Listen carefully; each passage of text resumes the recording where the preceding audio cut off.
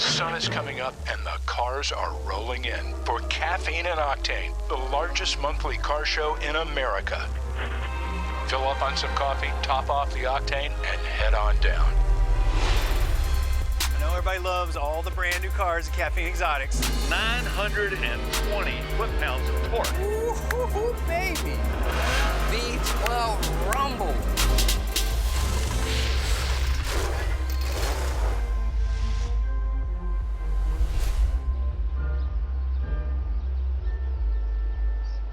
Morning, fellas. Morning. What's Right. going on? What's up, dude? Anybody want some quiche? No. No. Well, here we are again at our favorite coffee shop, Rev Roasters. I've got something a little different for you guys today. What you got? Exotic. Dancers? A little early for that, isn't it? Cars, motorcycles, Of guys. course. Of course it's cars. Of course it's cars. 250 of the most exotic things in town, and they're hand-selected. Well, I tell you what I've hand-selected. Have you ever heard of Mike McConville? Yeah. This guy owns Magnum Collision, actually just sold it, but he has 120 race motorcycles with a professional motocross track, plus a car collection. Rock and roll, going on, brother. Why would they build like this? He's coming today. Now listen, as impressive as that is, I got Ron Green, racer, inventor, car collector. I mean, this guy's done everything. He's the guy that's invented those little teleoperated robots, the little remote control devices that they send in to defuse a bomb. That's all Ron Green, man. This guy's incredible. So what do you bring? The biggest part about Ron Green is you never know what he's gonna bring. He's got so many cars. It's been hard for me just to get in touch with him. I've been chasing him down from his home collection to the racetrack and an event at the Atlanta Concourse. I still haven't caught I him. mean, the Concours d'Elegance, the first in Atlanta? Yep, haven't caught him yet.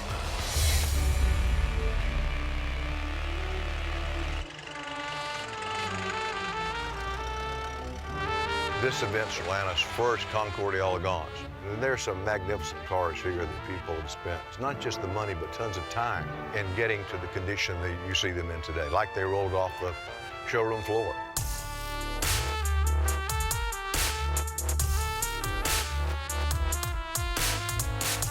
Well, Concours car is a car that the owner has strived to achieve that level of perfection.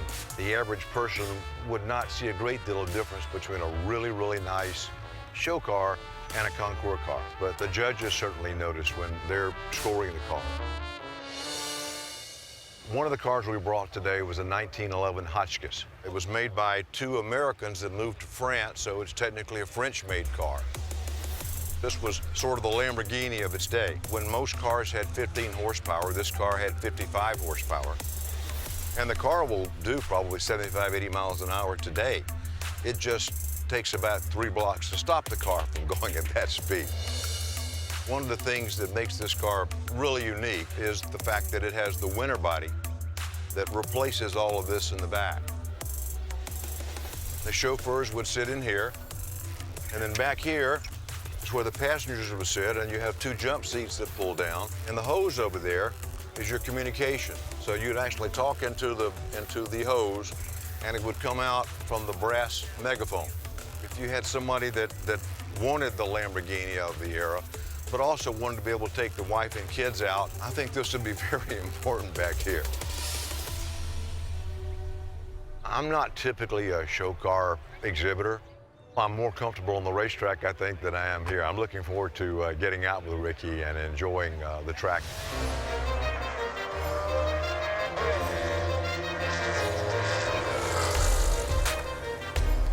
Although it wasn't running and it wasn't moving, I had already, in my mind, made some laps in the car, so I was ready. Ricky! Uh-oh, I'm busted. Been waiting on you. Just imagining going around the corners. This is nice. I just want to know, what is this? It's called a Radical SRT. It's powered by a Hayabusa 1500cc motorcycle engine, Okay. which you're obviously very familiar with. Yeah, we got to have some fun today, because now we bring a little bit of motorcycle world into the car world. It puts out about 250 horsepower, and the car only weighs about 1,500 pounds. So it's a lot of fun on the track. This car has a different body style. Right. What is this? This is a Ralt RT5. It's 1983. This car is only producing about 170 horsepower, but it only weighs about 1,200 pounds. So this car is lighter than that car. Lighter, has less horsepower. Less horsepower. But the same concept, Ricky, as far as the downforce. But one of the neat things about this car, the air comes in here, also has the effect of cooling the radiator, so it serves two purposes. Right. And the skirt along the bottom helps to maintain that suction. So this almost drags the ground. Almost drags the ground. Keeps the air underneath. Exactly. They stopped that because they had taken the physics principle to such an extreme that they were literally sucking up the asphalt off the track. Wow. It's that much downforce. There at speeds, there is. Now, you won't find that much with this car. Don't look like a lot of room in there, that's for sure. There's not.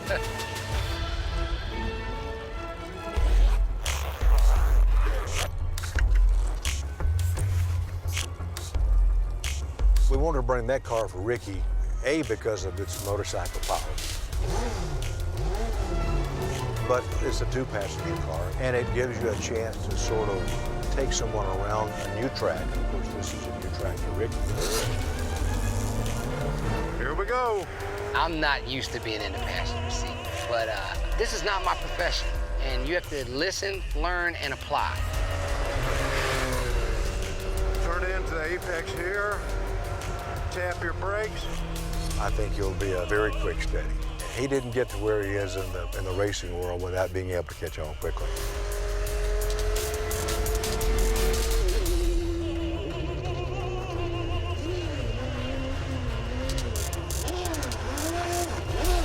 The brakes are locked up. I felt that back there. It felt like the brakes were locking up.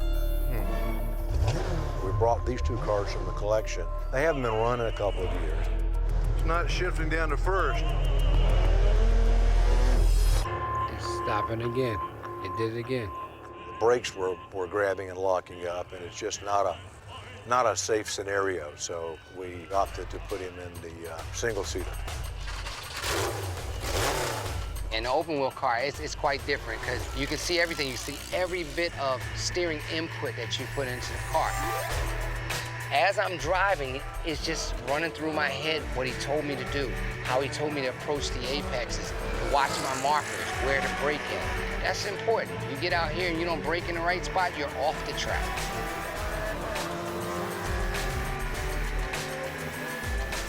The downforce on it is tremendous. So when you're in the turns, you're able to downshift and you're able to really push a lot of RPMs because the faster you go, the more it wants to hug the ground.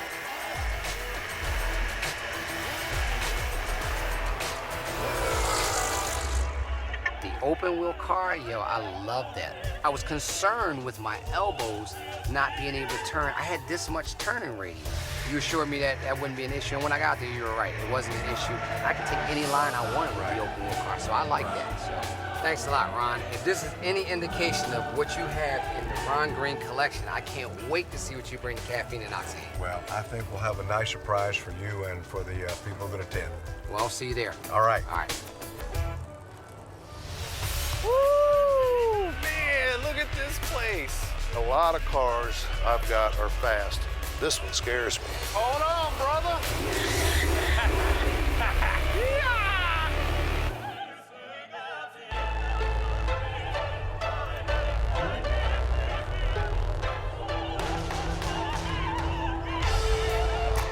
This is a 2012 Fisker. It's a hybrid automobile, both electric and gasoline. It has a solar panel on the roof, but it does have a gasoline backup engine on it for extended range. You plug it in, you can see the umbilical cord back here. This car has 920 foot-pounds of torque, so it's really, really quick off the line. Automobile kind of plagued with some problems early on. The battery manufacturer went bankrupt on them, and then later they had to declare bankruptcy themselves. It has been acquired by a Chinese conglomerate, and today it's being reproduced. So we see them again for sale. Exotic cars everywhere you look. Brian Fuller is doing his best to broaden the playing field on a visit with Mike McConville. So you come into the gate, it looks like, you know, any nice home out in the middle of nowhere, and then you see a pro motocross track. He's got a motocross track in the backyard. Actually, it's not even in the backyard, it's in the front yard. Come on. What's happening? What's going on? Thanks for having me out. All good, man. What All a good. place. I am a preserver of old cars. I have a lot of old cars, I have a lot of new cars, and certainly have a lot of old motorcycles. Woo! Man, look at this place. Holy moly. Welcome to a little cave up in the hills, bro.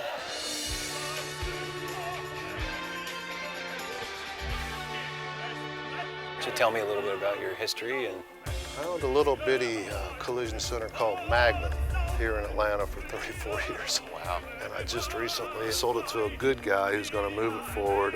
It's merging with another shop. But yeah, I just washed my hands of broken cars and telephones. The only ones I work on now are in here, and we're going to keep it that way. Mike has definitely a wide variety of things. He has exotics, some station wagon, more American muscle, some big blower stuff. Almost every car in here is in here for a reason. There's an in-depth story behind every one. This is a '69 Camaro Pro Street car, 468 roller motor. This is a car that I saw at a car show probably 30 years ago. And I told the guy, I said, man, that's the car of my dreams. And I told him if he ever wanted to sell it to let me know. And it was about 15 years later, the guy calls me and says, do you still want that car? And I said, wow, really? This is an alcohol car. This is a little bit different. This thing shouldn't be on the street, but yeah, I take it down the street. 69 AMX, it's a AMC motor, 401. A lot of cars I've got are fast. This one scares me. Alcohol. Yeah. Injected alcohol. Sure. So it's a different story. How many horse do you think? Conservative 1,500. So tell me about your motocross history. You have a huge love for it, of course. Well, I mean, every kid wanted to ride dirt bikes. It was if your dad would let you or buy it or fund it or whatever. People go, wow, what are you doing with all these brand new bikes? These are actually 30 and 40 years old. And this is a Mugen, 4 left in the world. That's a factory race bike. It's completely different than any Honda. And it was built in a special part of the Honda factory. Every one of the Mugens would weigh 50 pounds less than the Hondas. They would find ways to extract weight and also make the bike stronger and faster. What can we take out? What you want to take out, bro? I'd be the most curious to ride in either the AMX because it scares you or the Z28. I will try to get the most scary, the most dangerous one out of the garage. That's my MO. I'll get you second close, but I'm not going to get you first close. They're not going to do that. They're not going to do that. If you want to take that one out, that one Yeah, runs. let's do it. Anytime you can take a big Camaro with big tubs in the back, it gives you adrenaline, it wakes you up. Rock and roll! Hold on, brother.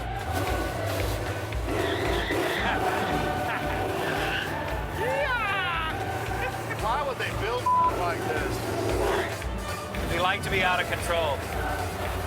That's my excuse anyway. Fast cars are always 10 times more terrifying than the passenger seat. Oh, that thing is nasty. Woo! Man, I tell you Say what. hello to a lot of horsepower. That was an amazing ride. And, you know, he really was being very easy on it. Dude, enough with cars. Let's go check out the track. So, bro, you got a little experience coming. It's real. Trust me when I say it's real. That's a very fast bike. You got over 60 horsepower between your legs. We're gonna get out there, we're gonna have a lot of fun, and I hope he lives to tell about it, because I'm gonna show him the ropes.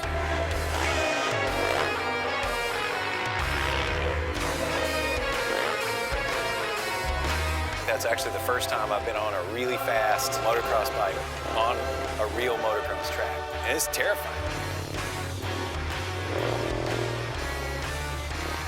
The idea is to miss a little bit of that dirt. You don't want to touch it all. I'm here to make our guests look good. Didn't want to show them up. I'm not saying I could have, but I probably could have done better.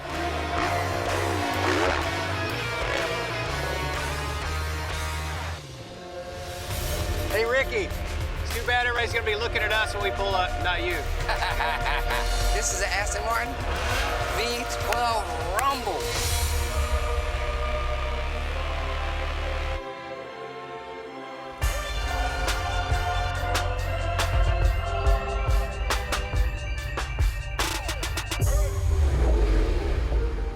Hey, Ricky. It's too bad everybody's gonna be looking at us when we pull up, not you. I doubt that. We got the most rare one out here.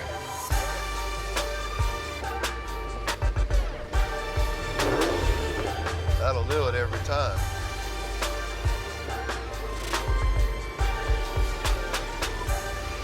What'd you bring us today? It's too bad we're in a parking lot, not out on the loop. He figured pulling up that they were going to look better than me coming in. Oh, my. How are you?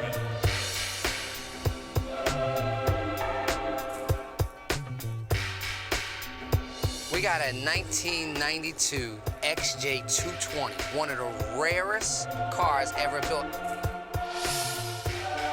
How many in the country? 28, I believe. 28 in the whole country, and Ron Green has one of them. This is the only one in Georgia. Wow.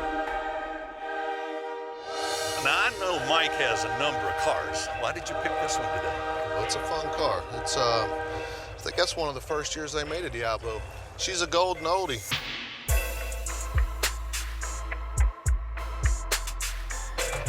Every teenage kid who was going to Had the school during poster. this just had the poster. Had the poster. Actually, two of them. I mean, these are two of the favorite poster cars that, That we all had we in all our had room. on the wall. Yeah. That's right. And you had a poster of Farrah Fawcett next to it. Yes. Well, I had a poster of Terry Vance on his Pro Stock Suzuki, but I liked Farrah though. Well, there's a lot of great cars here today. Why don't we go out and see what we can find? Absolutely. There's a few here.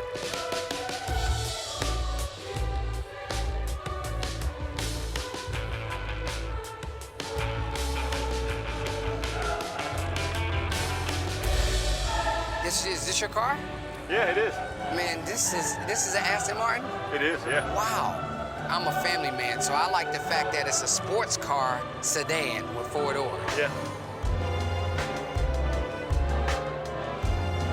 The Rapide is a 4-door supercar. How much power does it make? 550 horsepower. Ho, ho, ho. It's a V12. It's a V12, Aston Martin signature 6-liter V12, and it'll take you up above 205 miles per hour.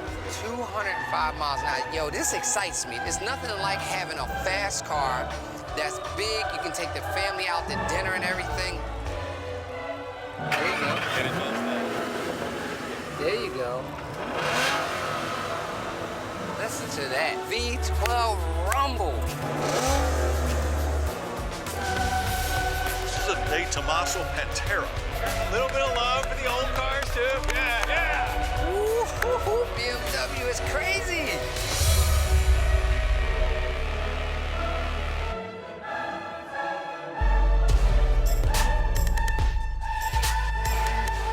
I know everybody loves all the branded cars at Cafe Exotics, but I think, some of the old cars ought to get a little bit of love, right? Yeah. A little bit of love for the old cars, too. Yeah, yeah. All right, now I don't know if you remember the GTs. I don't know how you couldn't. There's a brand new GT, but the granddad is the 1966 Ford GT40.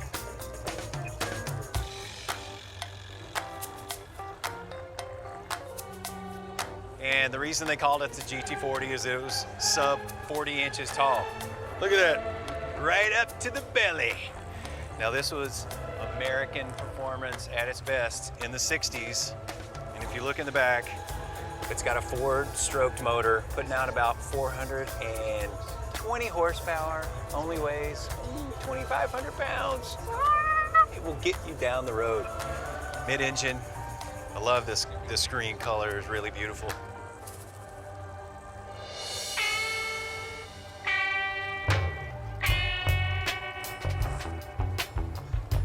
This is a De Tomaso Pantera.